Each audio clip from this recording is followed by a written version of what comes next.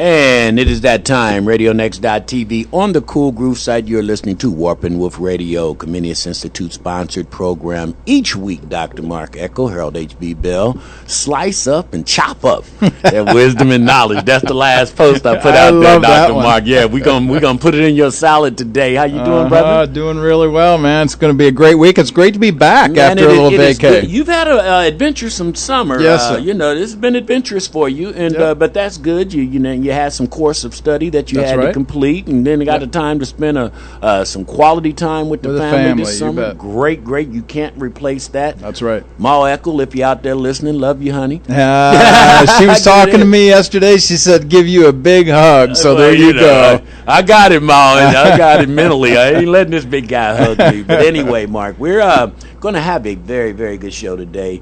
Kind of flipping the script a little bit. We're going to be talking about eating in Ethiopia. So we're going to span the globe on our cuisine. And we have a great guest in today.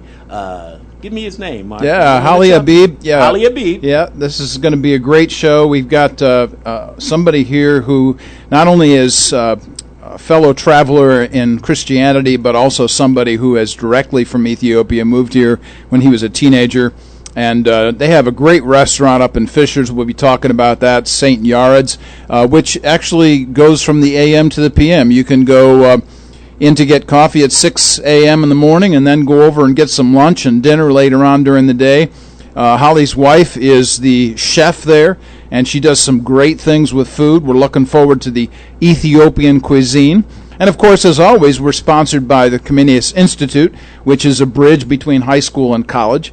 And our students at IUPUI are invested in their academic study, and we come alongside them to help them think Christianly about whatever it is that they're studying. Had a great meeting last night, by the way, with all of the ministry leaders on campus. We're going to begin something called Ignite IUPUI, where we meet the first Thursday of every month and at 9 o'clock with all of our students from all our different venues, and that'll be a lot of fun.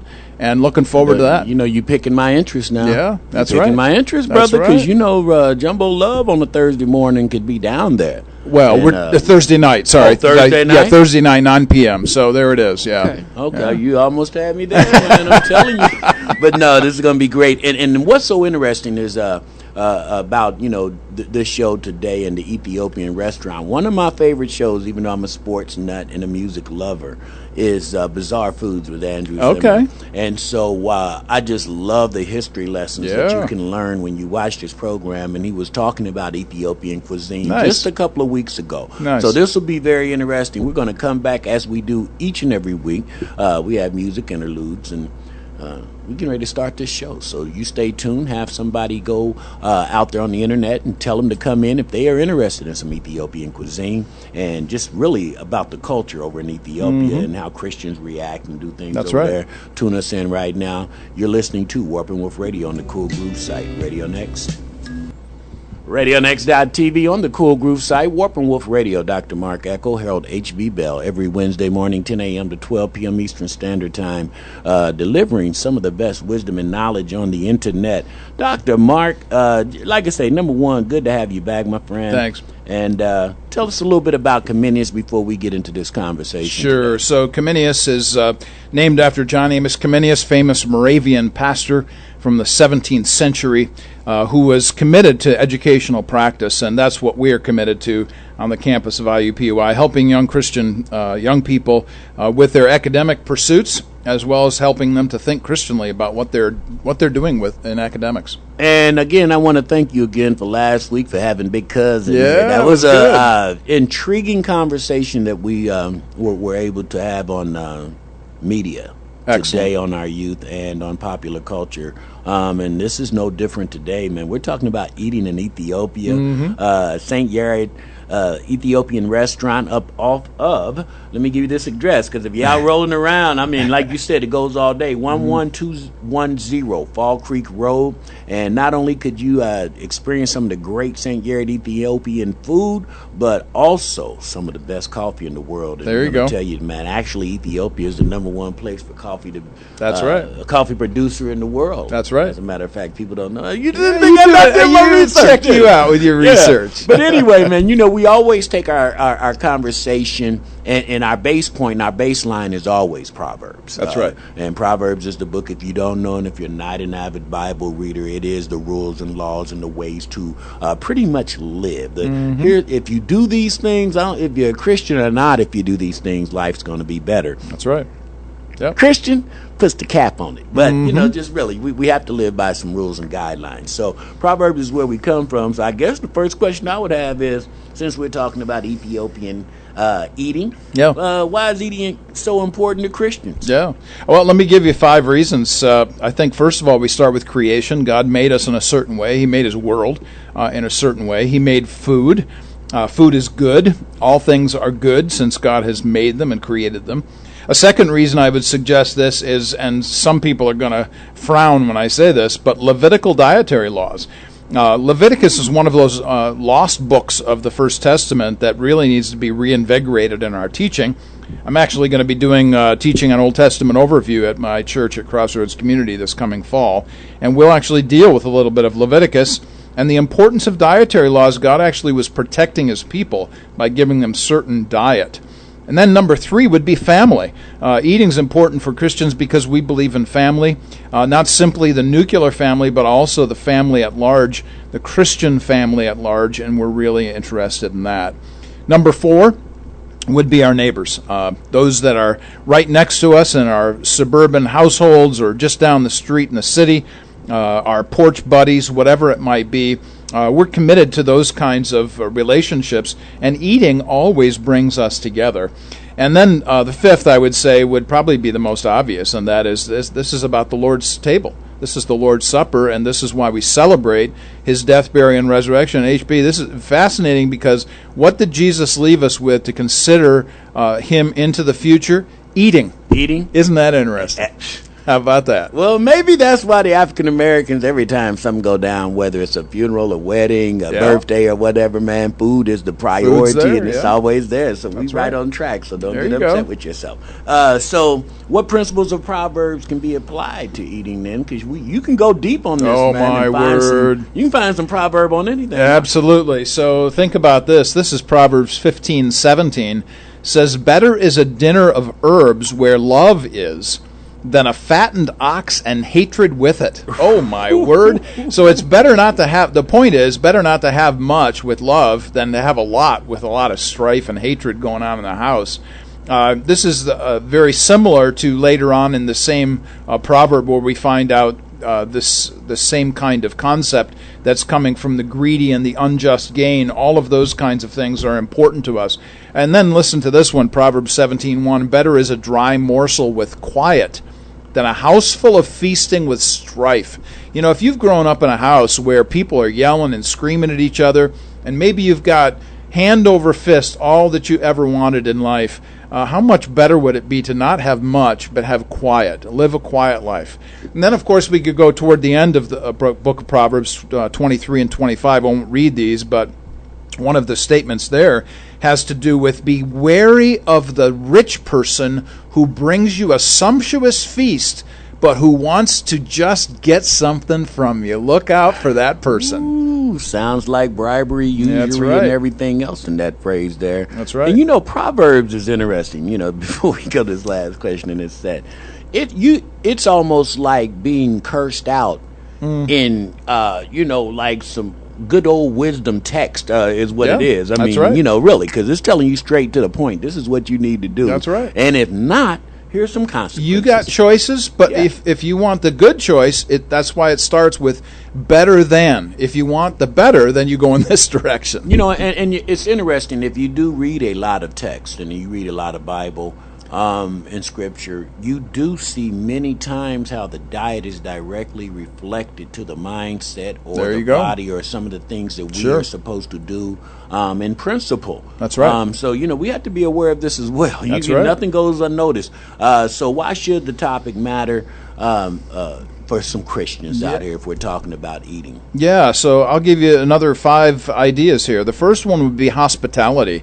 One of the things I think that's lost, let's say, for instance, with our pastors today, I think there are 15 different statements in Titus chapter 1 and 1 Timothy chapter 3 about What is a pastor to do? One of the things a pastor is to be is hospitable. Well, that's true for all of us, and as far as the Christian community is concerned, hospitality, and hospitality always leads with eating. Number 2 would be generosity. Generosity demonstrates that we want to give to somebody else. We want to give from ourselves, not expecting anything in return. To have a gracious and generous spirit is huge. Number 3, community. And of course, you, HB, talk about this all the time, the importance of community, the reason why we're coming together. You're going to have a great event. We're looking forward. Robin and I are going to be down there on the 2nd of September in the park, Art in the Park, emphasis, all community all the time. And guess what we're going to do? We're going to be eating as well as listening to great music and hearing some great talk. Number 4 would be acceptance. How do you demonstrate an acceptance with somebody else? Will you sit and eat or drink with them? And that is an important idea. And then number 5, this should be obvious to anybody. That is that eating is common to everybody. So commonality, everybody eats. So if you have nothing else in common with somebody else, man, sit down and have dinner, lunch, whatever with them, and find some more common ground. And common ground will definitely come once you have a meal in front of you. There is something peaceful, something that is transparent about. That's right. Being able to sit down and break bread together. We're going to take a short break, and when we come back, we're going to continue the discussion before our great guest comes in, Holly Habib with St. Garrett Ethiopian Restaurant. We want you to definitely, number 1, find out more about his organization and his business, and then, as we always do, we want you to support all the great people and organizations that come through RadioNext.tv, specifically here on Warp and Woof Radio. We'll be right back. Mark Eckel, Harold Bell. We are on Warp and Woof Radio. RadioNext.tv, and we are back. Dr. Mark Eckel, Harold H.B. Bell, Warp and Woof Radio, and I'm cutting it down a little bit today because I know our guest is going to come in just a little bit earlier than normal, Mark. Yeah. And so, first of all, how did you come in contact with Holly? Yeah, so we got in touch with him with a couple of friends of Comenius, Rick Belanger and Kevin Russell. Of course, Kevin's been on the show, our agent of redemption here in Indianapolis. He's been here before, and they've sat down at his restaurant, eaten with him, and both of them said, as they were meeting one day with each other, Mark has to have Holly on the show. So that's actually how that happened. And we all met actually at the restaurant and had to sit down and talk about some things. And it's going to be really a fascinating conversation when he comes to discuss these issues with us. Well, what I love about the show, this whole topic matter, is the wholeness of the show, because we're talking about eating and how important it is to us physically and spiritually, but also it takes us back to a dynamic of the root of. That's right. From whence we came, that's basically. And we get it confused a lot of time when reading Bible and forget when we're talking about the birthplace, Jerusalem, right. And this is all Ethiopia, Jerusalem, Syria, all these these places that we're talking about are where Jesus walked and where the disciples went and made Christ known. So Ethiopia was major. So as a Christian, I guess the number one question I would have is, church history is so important to this matter. So why should we understand Ethiopia and their cuisine better when we start talking about about Ethiopia as a whole and out of Scripture? Let me just start by saying, I teach young people quite a bit, high school students, and speak with them on a regular basis about any number of topics. And it really is amazing to me how many people in the Christian church believe that church history started with them. That somehow, this point in life in 2017 is the focal point, the center, the core of all of history, as if this is the most important piece of time. And of course it's not. They have a very incomplete view of how history is actually made. So when we think about this, I think about two passages. I'll just give two. There are many others, but two of them. The first comes from First Testament teaching in 1 Kings chapters 9 and 10. Where you find Solomon, that great wise ruler of Israel, who was a person who everybody was coming to for their wisdom. So, if we were going to have Warp and Woof Radio in that day, it would have been Solomon sitting in this chair. It was that man. So everybody was coming to him, including a woman by the name of the Queen of Sheba. And the Queen of Sheba is actually connected to Ethiopia. That's where most scholars believe that she came from. is Ethiopia, and there's some great research on that and about that particular individual. Then, of course, if you fast forward to the Second Testament, New Testament, now we talk about the Ethiopian eunuch, the famous story out of Acts chapter 8, where here's this guy reading the book of Isaiah, doesn't get it, and one of the disciples is actually transported to help him to understand this. Well, I mention all of that because one of the things that is true about Ethiopia today is that Ethiopia not only has nationalized Christianity, it is a national religion in Ethiopia, but it literally sits in the middle of Islam in Africa. And so here you have this Christian nation, basically, in the middle of this. Where did this come from? I believe that the Ethiopia that we know today in 2017 comes directly out of Acts chapter 8 and the historic connection and rootedness in that particular story. I love this because if we did history, we could separate and break down. I mean, we could just break down so many walls and separate truth from fiction so easily if we did it. Race wouldn't be an issue because if you know your history, the Ethiopian people are people of real rich dark color. I'm just saying. Seriously. And if we had a better understanding of that, instead of, like you say, taking ownership of Christianity from where we know it, and did the history on Christianity and see how inclusive it was all people, all tribes or whatever, we'd be a lot better for it. Oh my! But I guess that leads to this next question that I have. Why is this so important to understand other Christian cultures? Yes. Because as we talk about it all the time, the Christian in Indianapolis on the east side is different than the Christian of Indianapolis on the north side. Isn't that the truth? Let alone the global perspective of Christianity. So let's talk about that. Yeah, so we have such a truncated, such a small view of how we think about other cultures. And this goes not just to Ethiopia, but to every culture.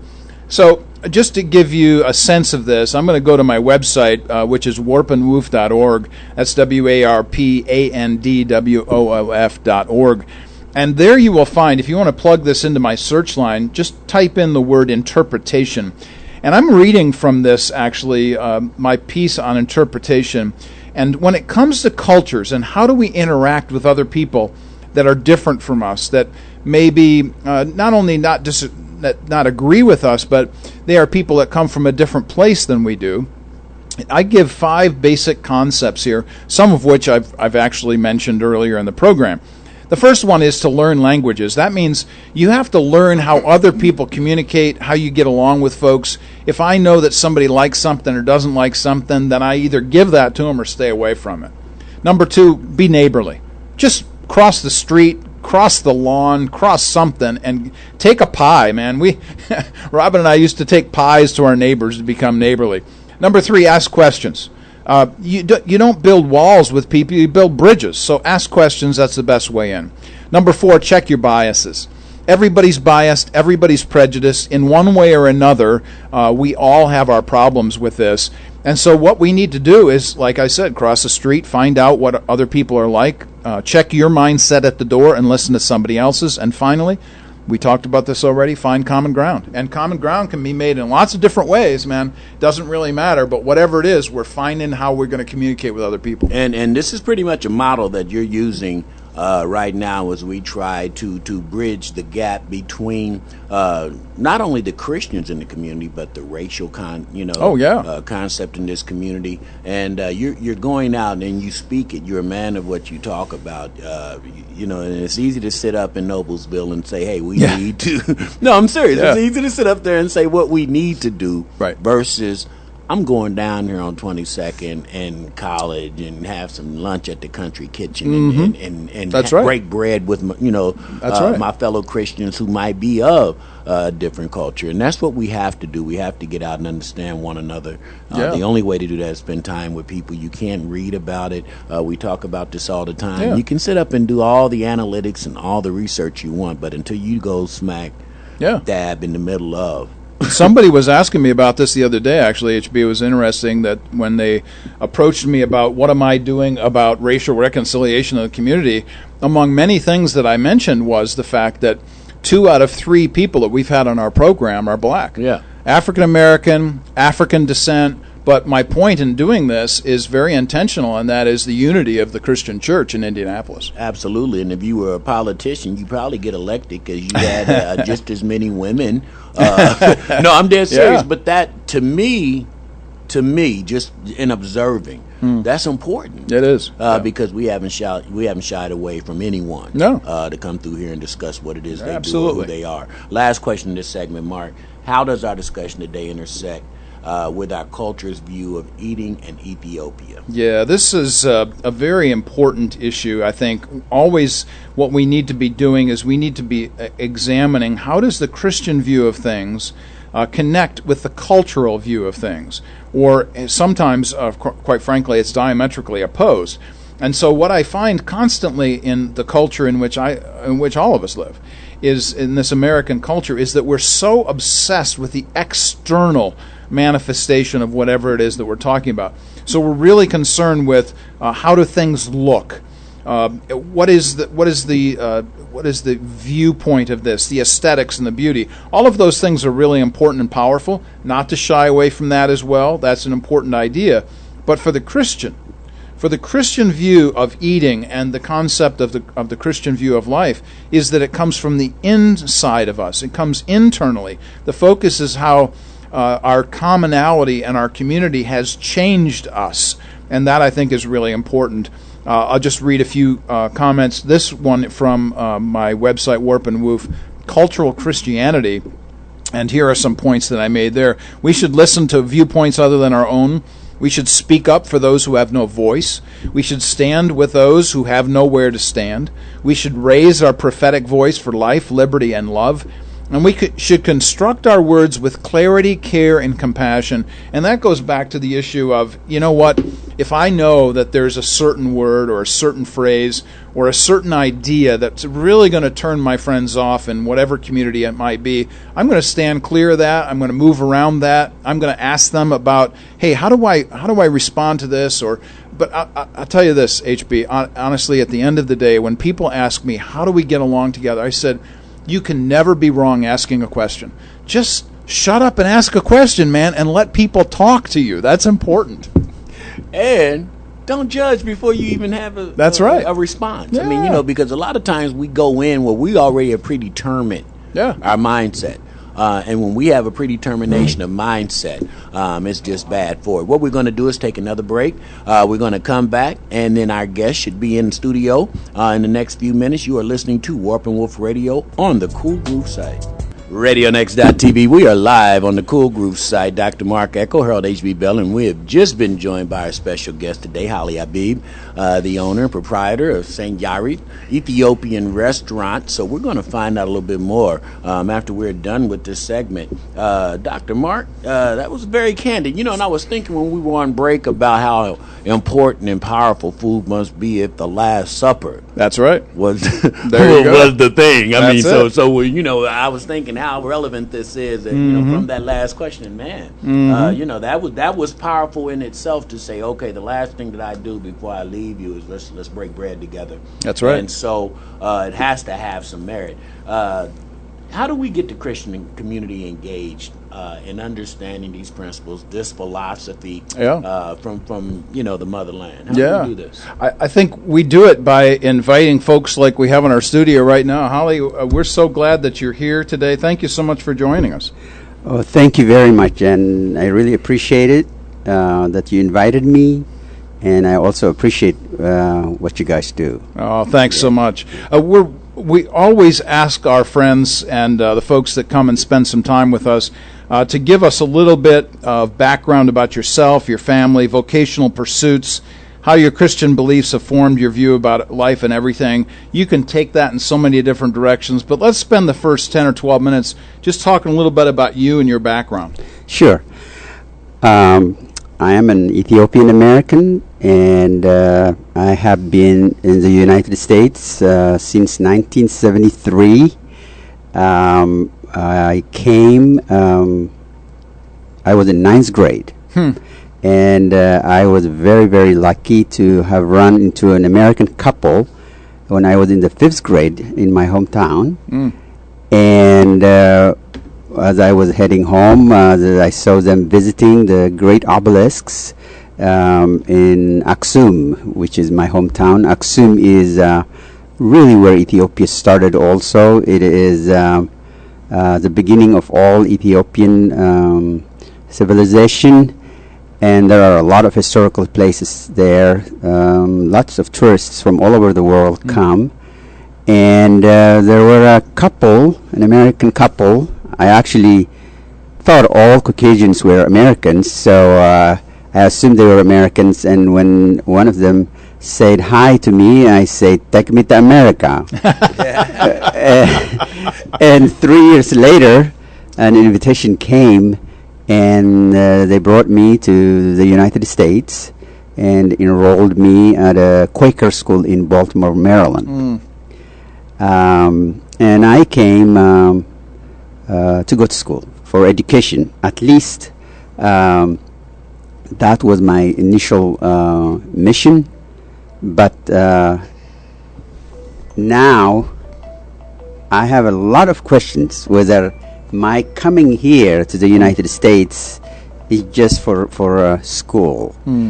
And I say that because a year after I came to the United States, the last emperor of Ethiopia, Emperor Haile Selassie, was overthrown by a left-wing colonel from the army, and he tried to take Ethiopia to the Soviet camp, and the Christians would have none of it. So war broke out, which lasted about 17 years. Wow! And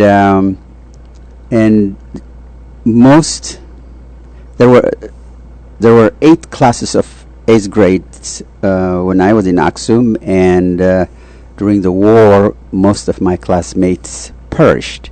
And so the question, why did I come to the United States? Initially, it was to go to school, education, but now spiritually, I ask the question, is that all? What is my other mission? And as we will talk later, at least I believe with some of the things I've done in my life, maybe that was the other mission, more important mission. After high school, I went to college at the Berea College in Kentucky, one of the best college in the country, and really an amazing Christian school where the belief is practiced. Nice. You see it all around. Every student works in the school where service is everything. In fact, the school believes service is what makes us human beings. And the professors were extraordinary. They are there to teach because, it's a calling and not a job. Right. And it was just the best campus full of life and brotherhood and love.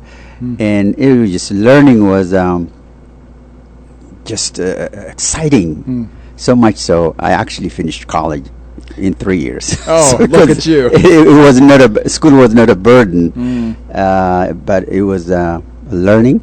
And then I went to graduate school at Southern Illinois University at Carbondale, followed by the University of Minnesota, where I studied microbiology and biochemistry. And professionally, I spent 26 and a half years in the pharmaceutical industry, including a total of about 20 years at Eli Lilly. Oh, very good. And I'm married and have 4 kids, and really thanks to my American family, they gave me a tremendous opportunity, and I think I'm living a life that is extraordinary. And every day I meet so many wonderful people, and I see my kids going through high school, college, And my wife, by the way, she actually owns the restaurant. It's her business, and through it, as we will talk later, extraordinary other things have happened to us, which makes me believe that prayers do in fact get answered. But that is my life in brief. Yes, well, let's give a little love to St. Yared's, just to tell people where it's at. Basically, kind of just give us an overview of the restaurant itself. Yes, it's located in Fisher's Geist at 11210 Fall Creek Road. It's near the intersection of Fall Creek Road and Brook School Road. It is really it's it's a landmark because we've lived in Fishers for over 20 years, and there is nothing like it. And I think it has become a cultural bridge. It is a Christian establishment, and everything we do is with that in mind, in accordance to our Ethiopian Orthodox church calling. For us, the guest in the house we do not know, or the stranger at the front door, could be Jesus Christ, and therefore everything we do, our guiding light is in fact that. And it may be, restaurant. It may say restaurant, but actually it's our home, because you dine like our home, and not only our home here in Fishers, but our home back in Ethiopia. Just to give you an idea, my mother-in-law and my sister actually make the spices that we use to cook the entrees, and my wife cooks it. And when she cooks it, she is doing everything with the idea that the guest in the house could be Jesus Christ. So there is no frozen process, anything like that. All right. I love it. I love it. We're going to take a short break. Before we go on break, though, Ali, I would like to ask you, and I'm always just amazed when people move to America from their homeland, and then they come here and just take advantages of all the great opportunities. What is it like when you look and see people who don't take advantage of these opportunities after you've come to set up and do the things? I was just listening to set up and do the things. I was just listening to set up and do the things. I was just listening to set up and do the things. I was just listening to set up and do the things. I was just listening to set up and do the things. I was just listening to set up and do the things. Your history and then every opportunity, college, everything that came about. Not only finishing it. Sometimes people go here and they go 6 years. You finish in 3 years, but talk about that fortitude, if you could. Absolutely. In fact, in the restaurant, as I see young people with their family, I end up jumping in and say, "What are you doing? What are you planning? And I end up giving a talk to young men and women I don't know, and try to see whether or not they're aware of the tremendous opportunity at their fingertips, and it's amazing, including my own kids, who haven't seen what I have seen. It's not easy for them to relate to not to have the kind of things we do, but I really believe in America,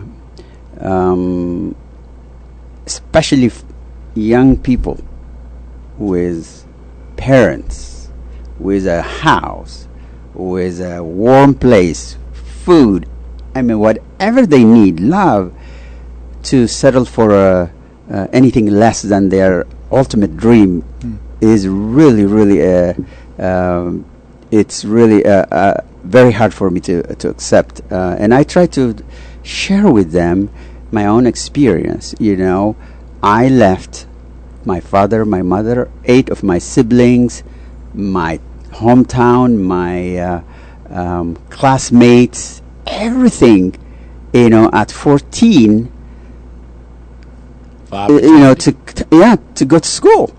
And then the price after I came here, I was not able to go for 17 years. So I was totally cut off from my biological family because of the war that was going on.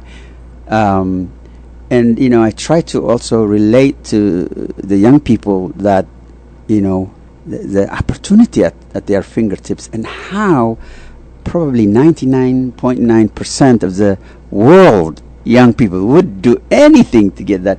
And so I try to encourage them. I try to really drive the point that they are sitting on a gold mine, even more than gold mine.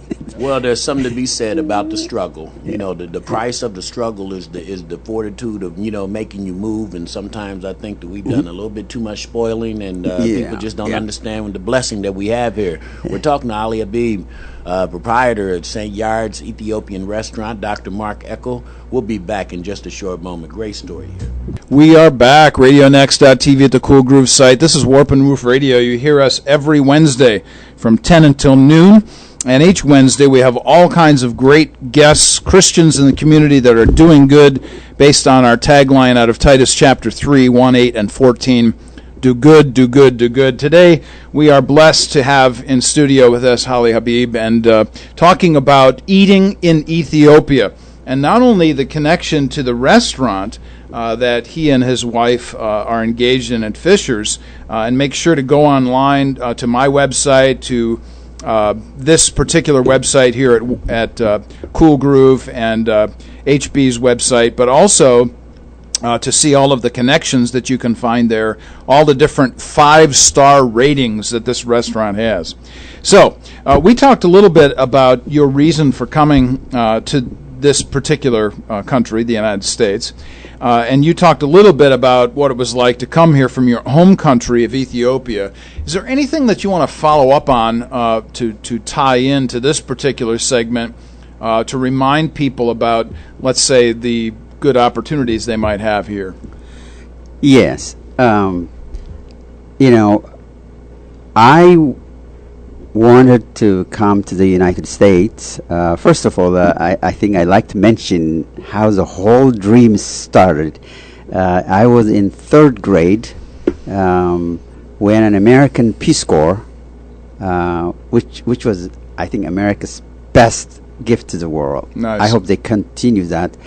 And this young man comes in, and we didn't know how to speak English, but there was a translator, and we were asking him about America, and he was so gracious and shared his culture, and he also showed us a short film, and I said, I'm going to go. And in 3rd grade, you said you were going to go. 3rd grade, and wow. The amazing thing is, I remember the time, just what the day was like. I never forget. And this is also an example of how a prayer can, in fact, come true. And so I'm saying I'm going to go, and then when I was in 5th grade, in a midday heading home, I run into this American couple, and they say hi to me. I say, "Tag me to America." And as I explained earlier, that dream came true. And I would like to add also what it was like to come from Aksum, my hometown, from Ethiopia, to the U.S. It is like, going from the 17th, 16th century into the 20th century. And I grew up in a small town city, the city of Aksum, ancient, the center of Ethiopian Christianity, very conservative society, with some 20th century aspect to it, but most of it almost like biblical in many ways. And then the plane landed in Rome, and I couldn't believe it. I couldn't, the size of the airport, the planes. And then our next destination was in London. I was just, it was like a different planet. And then we land in New York, and I just couldn't believe.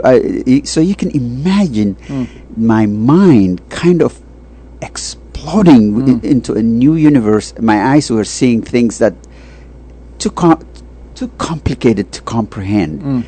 The cars on the highway, the planes at the airport, the people, the buildings, the whole thing was just like you took me and put me in a, I don't know, in a new planet.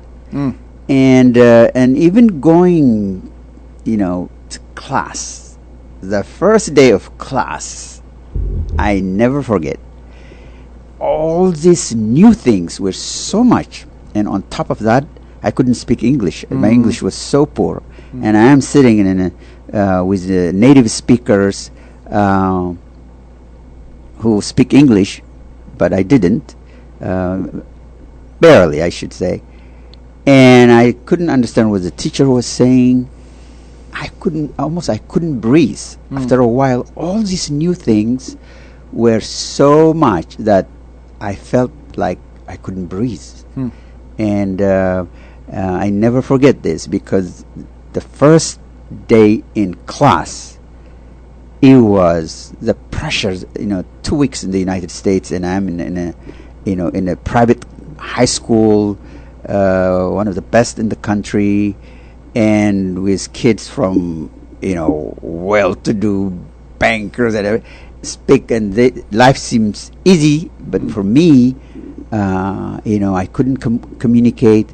It was a new place. The classrooms were just fantastic, and then the worst of all was when the teacher was speaking.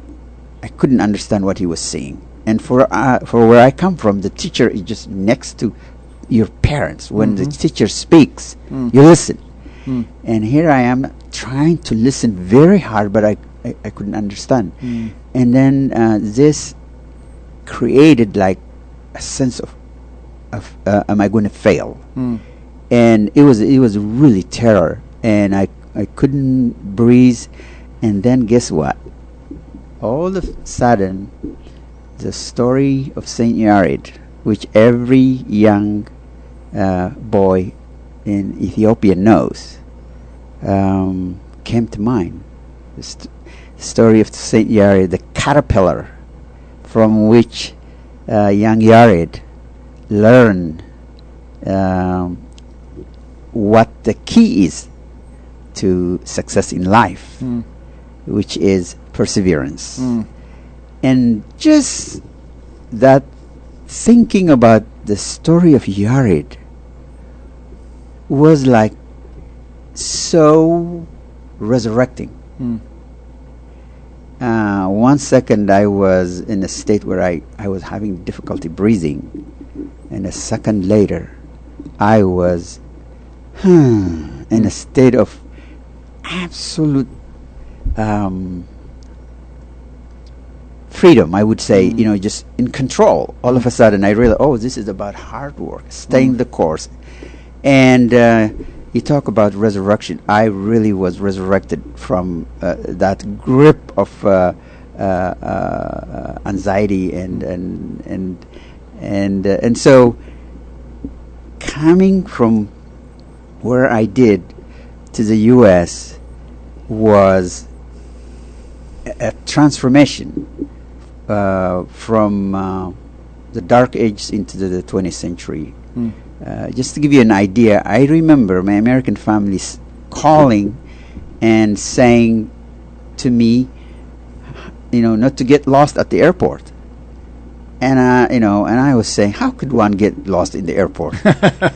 and that is because the biggest airport in Ethiopia at that time was in the capital, and there were just few planes come land, and there is one gate, and you can't get lost.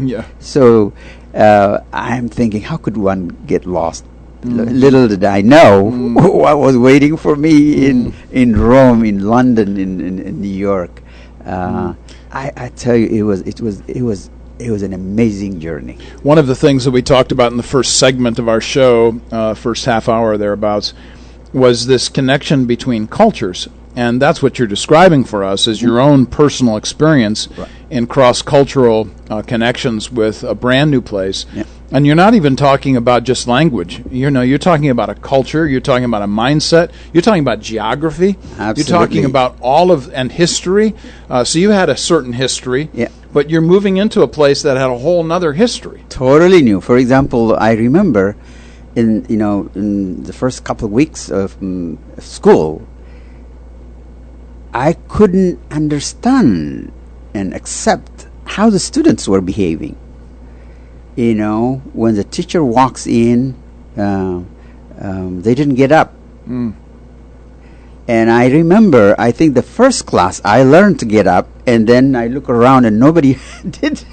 Nobody else stood up with you, yeah. Yes, and then I also saw the students, interrupting, or just sometimes they talk while the teacher, and I couldn't believe, how the kids were misbehaving. Yes. Little did I know, it's a different culture, and although even to this day, I think students should listen and should not talk to each other, and I think they should have an attitude of learning. Yes. Teacher is a fountain of knowledge. Yes. That mindset is what's going to make or break.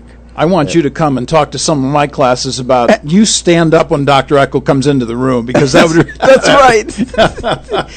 This idea of, revering the teacher as a, as I said earlier, as a fountain of knowledge, it's critical. If you don't have an attitude, to learn. Yes. And that the teacher is the reservoir of wisdom and knowledge. Yes. It's very hard to learn. And so there were things like that really were very hard for me to accept.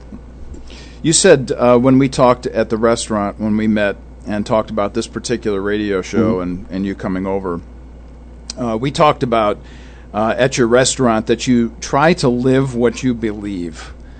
That was something you must have said 3 times. I was looking at my notes again this week. And so what does that mean to you, living what you believe? Yes. So, life is short. I mean, everybody heard that one. So, we have to choose how it is that we're going to live that life. And I'm a Christian, and I have beliefs.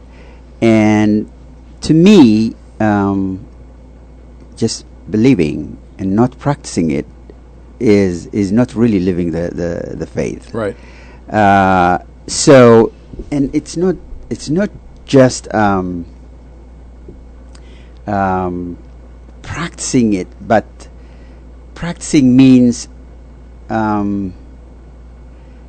really, it's kind of like what Christ does. Challenge you to be the best you can be, to do good, well, and to hold people accountable. That's another thing that I really believe. So to live what I believe is to touch people in a very small way. What I believe is what Jesus Christ expects of us, God expects of us. So, first of all, when guests come to the restaurant, to me it's an honor. Here are a family coming to my home. The restaurant may say restaurant, but really it's our home. And, I have to, welcome them with open hearts. And treat them, relate to them, because they are also my fellow human beings in my home, and I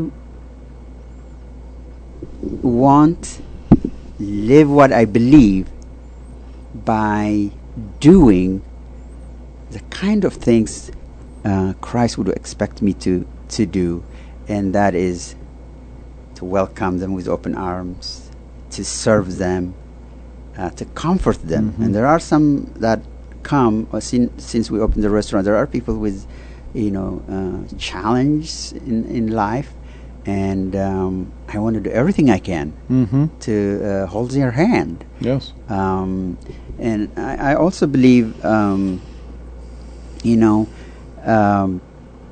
this short life we live on earth, it is really a waste not to maximize.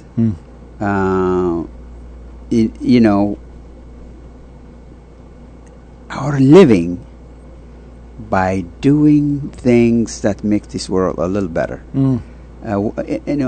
It could be smiling at the person. It could be stopping and talking to them, and when you talk to them, you are actually talking to them, and you're not just saying things. Yes. When you say good morning, say it with your presence. Acknowledge that these are fellow human beings created in the image of God, and that's what I think living, practicing your faith means to me. By the way, I am also, when I practice what I believe, I am also getting so much more. Yeah.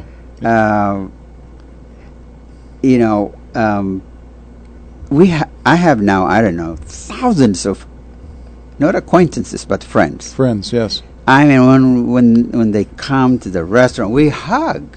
By the way, part of the things I do, I'm a very social kind of guy, and when guests come, some of them I don't know, I welcome them with a hug, and and that just, people couldn't believe it, and they've never had that experience, and they are really changed because some of them, when they come and they see it's an Ethiopian restaurant, Ethiopia in Africa, they have, they don't know what to expect. Yes. Well, they walk in and they find things completely what they didn't expect. And you see the transformation. It's just, we're having a fantastic time. That's great. We were talking to Holly Habib, and he and his wife run a restaurant, St. Yard, in Fishers, Indiana, and we are emphasizing this idea of hospitality, the importance of eating, certainly to cross cultures, not simply by crossing the sea, but sitting across the table from somebody else and breaking bread with them is an important idea. You are going to want to stay tuned to the next segment where we get into talking about not only the history of this restaurant and eating, but also the history of Ethiopia itself and what's going on there even today, and Holly's great dream of something yet to come that he would like to see happen between American Christians and Ethiopian Christians. You are listening to Warp and Woof Radio. We will be right back. And we are back. RadioNext.tv at the Cool Groove site, Warp and Woof Radio, and we have a special guest in studio this week, Holly Habib. We're discussing eating in Ethiopia. And for those of you who might be just tuning in, we have been hearing not only the history of Holly coming to this country, but a little bit about Ethiopia. And one of the things that I think our guests, our listeners to this particular program would like to hear from you, Holly, as a guest, is about the arrival of Islam and what it meant to Africa at large, and how does Islam still impact Ethiopia today? So if you could kind of unpack some of that for us, this would be really helpful. Sure. First, though, I want your listeners to know that Ethiopia is one of the oldest Christian country, and it was the first country to actually make Christianity its national religion, and it was the first country to put the cross on its currency first. And in the world, there are there are two countries that actually put Christianity as their national religion. The second one is Armenia.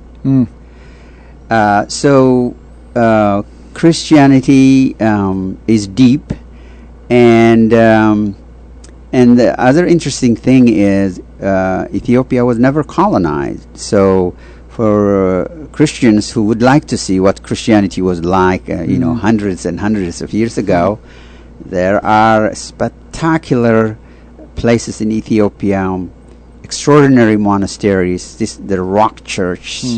I mean, it is really, really like nowhere else. One narrator, I think it was a Discovery Channel, said, when you are in places like Aksum, Gondar, and Lalibela, these are the centers of Christianity in Ethiopia, he said it's like seeing a time and place when Christ was roaming in the Galilee. That's how he put it. But there are places in Ethiopia whose Christian magic, I don't know if magic is the right word, but has never been how shall I say, changed with the passage of time. And then Ethiopians are also ancient Christians, and their belief hasn't changed. With that background, and I think I want to also share with your listener that Ethiopians also practiced Judaism before Christianity. Okay. And when Christianity came, the Christianity became the national religion. And in about the 6th century, I think 623 A.D. to be exact, also Ethiopia was the first country to receive Muslim refugees. Wow.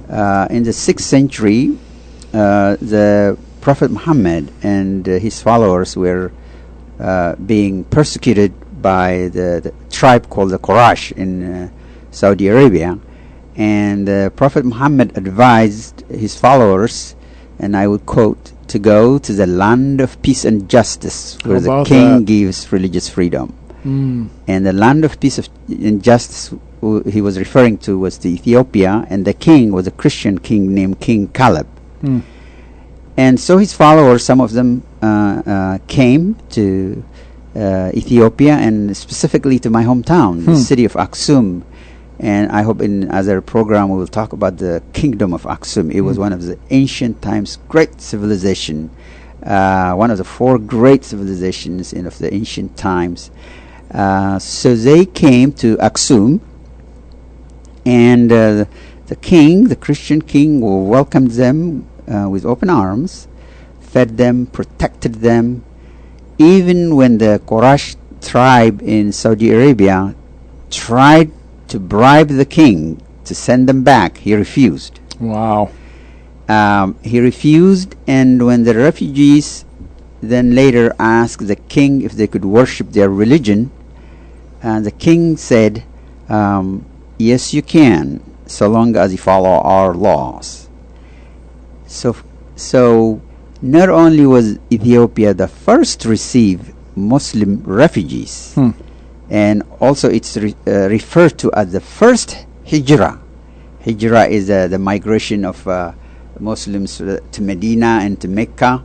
But the first one was to Ethiopia, to Aksum. Yes.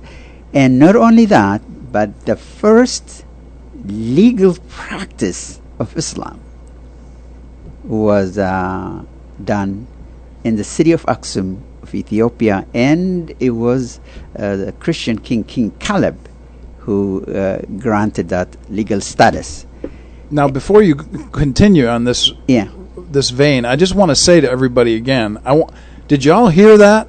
This is a really important idea here, that a Christian king and a Christian country under Christian law was the very first to grant freedom to Muslim refugees. The importance and the power of that to suggest that Muhammad himself said that you need to go to the place of peace and justice, which is a Christian kingdom. Oh my word! I just had to put an exclamation point on that. That's really powerful. You're right, and the sad thing is, a lot of followers of Islam don't know this. Oh. Even in a lot of the Muslim countries, they kind of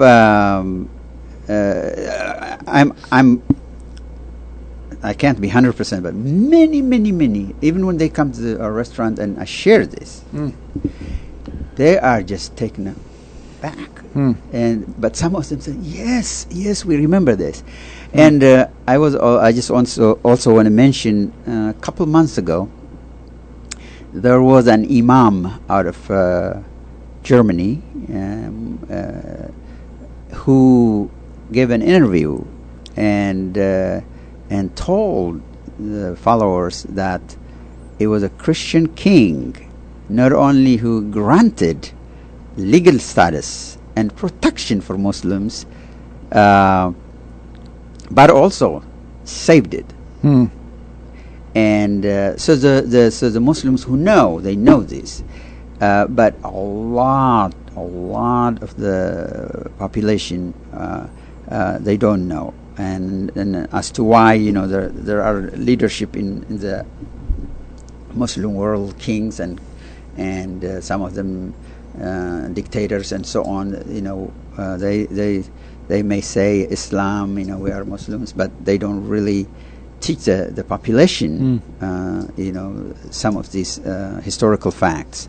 And then the other thing I want to share with your listeners is the Prophet Muhammad himself actually told his followers never to harm the Ethiopians. He knew that the Ethiopians, Christians, had nothing whatsoever against Islam, and they welcomed them with open arms, fed them, protected them, gave them legal status, and the Prophet Muhammad acknowledged that and said never to harm the Ethiopians. Wow. Unfortunately, some didn't follow, and so our experience with some of these has been very negative. Some of them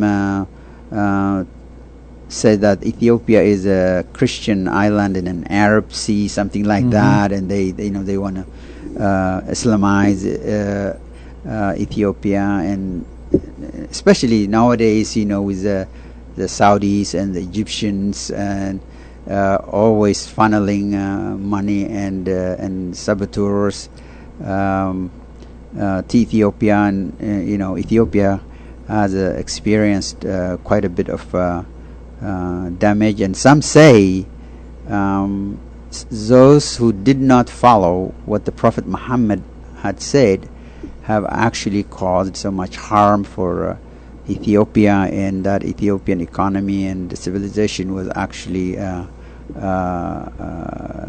terribly harmed. We endure invasions from Turkey, from Egypt, although we prevailed. In fact, Ethiopians are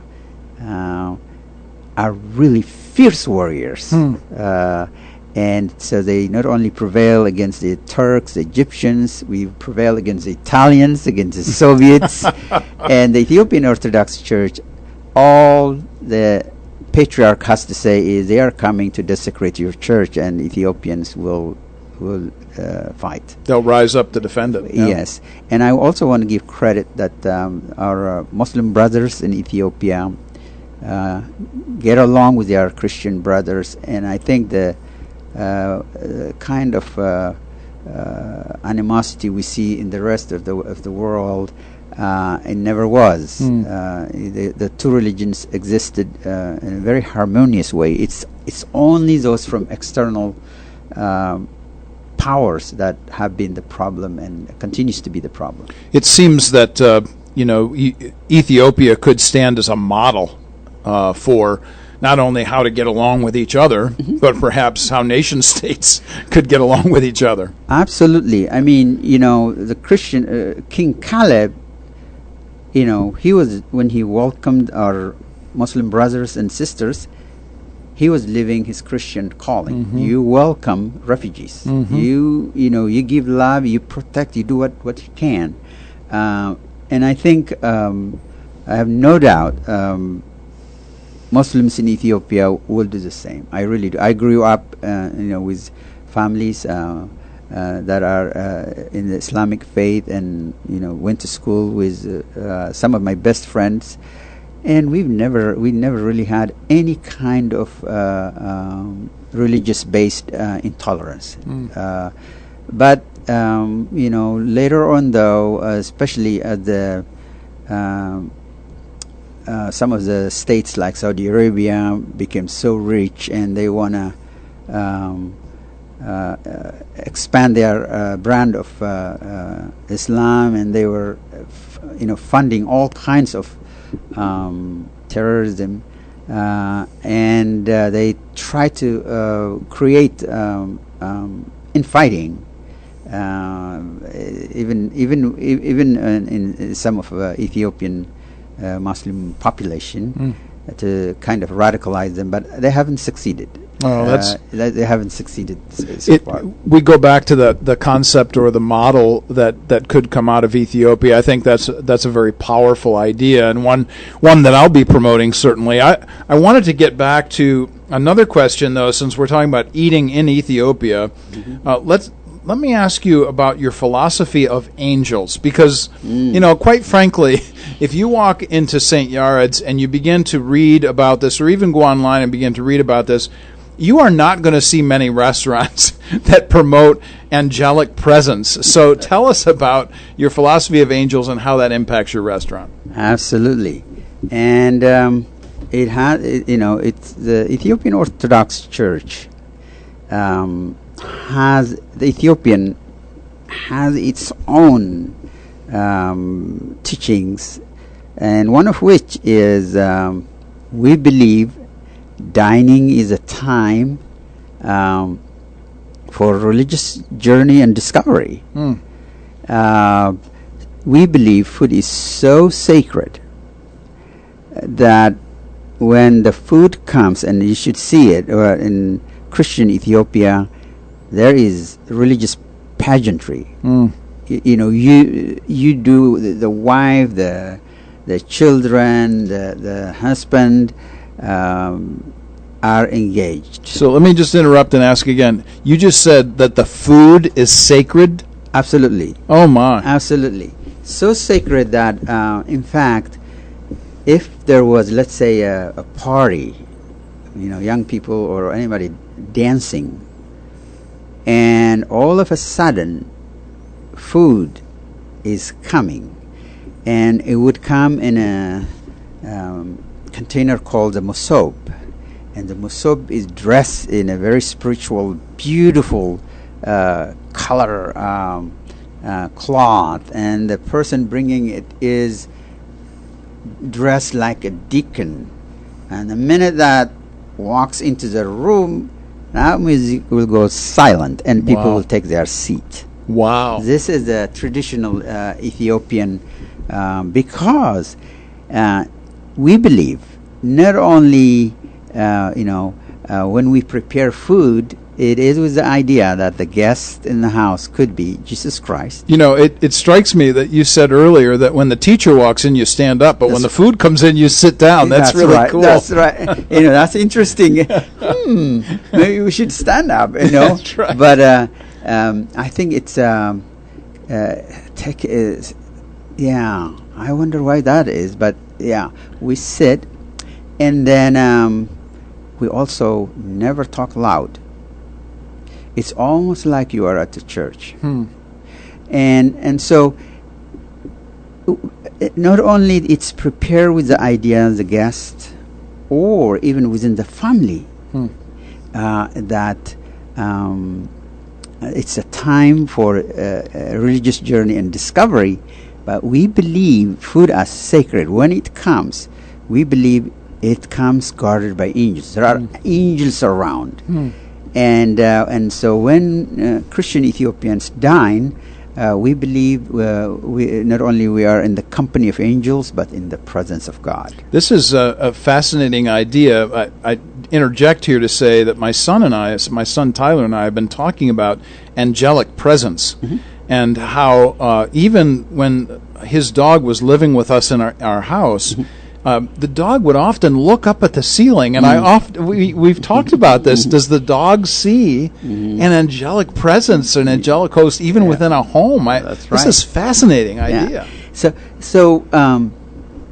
dining. So imagine, and you really, if you see, you look at the people sitting around that mosob. And I've done this, especially after living in the United States, and I go from one family to another to visit, and then you see the folks sitting around the masob to eat. You can see they are like in a church. They are facial expressions. They are they are in a different state, and I understand that, and that is because imagine if you're really believer and angels and God are present. Well, how would you feel? Yes. You will be in a state of absolute freedom, heavenly state like. And that is the key, because we believe only then would you be able to see how blessed you are. We believe that when you are in the company of angels, in the presence of God, we can see God's gift for us is right in front of us. We don't believe the grass is green on the other side. We believe the other side, the grass is, there's no grass, it's desert. The greenest grass is on our side, and to see it, you have to be free. And so being in the company of angels and God delivers that. And you see Ethiopians, couples and lovers, feeding each other with amazing tenderness and just attention and concentration and devotion, because they are in a heavenly state. They see that gift, how precious that is. So Ethiopians do that, and why dining is so important. And because we discover our blessings, and once we discover our blessing, we are called upon to celebrate it, make time to celebrate it each and every day. In fact, that's what we should live for. So dining is it's kind of, it's almost, I think of it like sealing the joy with a communion. It's I think the food really when it's sacred, and you are using that to express that which is sublime, then it's kind of a form of communion. You're really connecting with higher. One of the things we talked about in the first segment was about this connection between Jesus leaving us with the Last Supper concept, but something else strikes me too, and it would be interesting to kind of explore this with somebody such as yourself, the idea of Levitical law, and how there were so many food laws in the ancient world, specifically in Hebraic religion. And I'll be teaching an Old Testament overview at my church this fall, so I'm really interested to kind of segue into this idea of the dietary laws that come out of the Old Testament. Are there connections to Ethiopian culture in this way? Well, Ethiopians, we fast a lot. Okay. For example, Christians don't eat meat, dairy, or eggs Wednesdays and Fridays, and Easter, and there are a number of other fasting time, and all food consumed is vegan. Okay. It's kind of, I don't know I'm not an expert or on biblical studies, but the way Ethiopian faith calls is you are to live a simple life. In fact, many Ethiopian Christians forsake earthly life and completely devote themselves to service of the church. Some of them become monks, some of them become hermits, some of them nuns. And then if you see, even the priests and the deacons, they are in a, you can see that's, simple life, not indulgence, is a way to heaven. And so this idea of indulging, being extravagant, yes, just consumed by earthly things, is contrary to Ethiopian way of thinking. This is a fascinating discussion, and what's always happens to me when we have such great guests such as yourself is that time flies when we're having fun, and we've had such a great conversation. We've got a few minutes left, 3 or 4 minutes left, and I would like for you to kind of give your dream. We're definitely going to have you back to talk again about more of these things. I think I got through half of my questions. Okay. But I really want you to tell people about your dream that you mentioned to me the other day when we were at the restaurant, the dream that you have of bringing American Christians to Ethiopia. So take a couple minutes, tell us about that, and then any final words that you might like to leave with the audience today. Sure. Thank you. This is a very important question because, first of all, I'm very surprised. A lot of Americans, they tell me they go to many African countries, missions, and so on, and that's wonderful. But when I ask them if they know Christianity in Ethiopia, they don't know. Few are actually the ones that have come to, that I've met, that really know.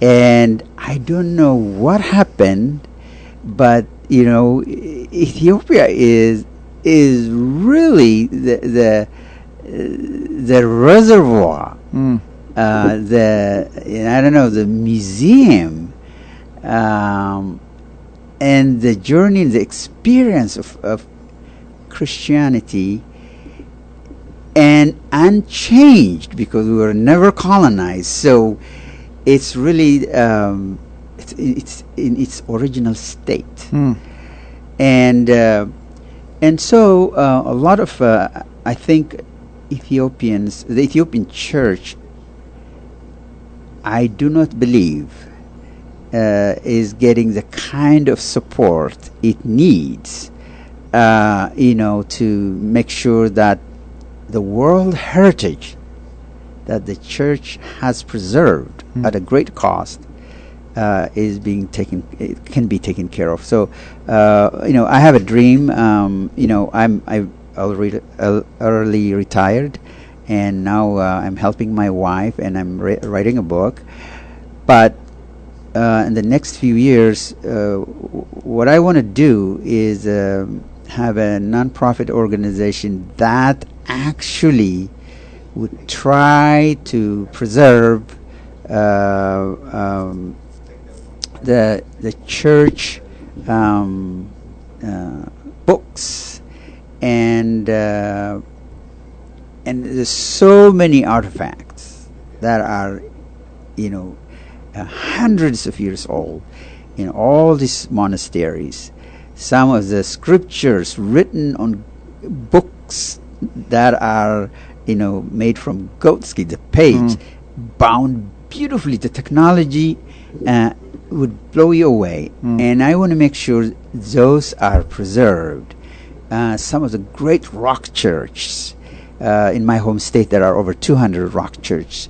They need to be maintained, preserved. So what I want to do is not only in a way that I can try to help the Ethiopian Orthodox Church, which is the guardian of the church, to have the kind of resources that a need to look after the well-being of the church, but individually, personally, I would like to get Americans to come together and really look after this church and the scriptures, the amazing church libraries, so that they don't perish.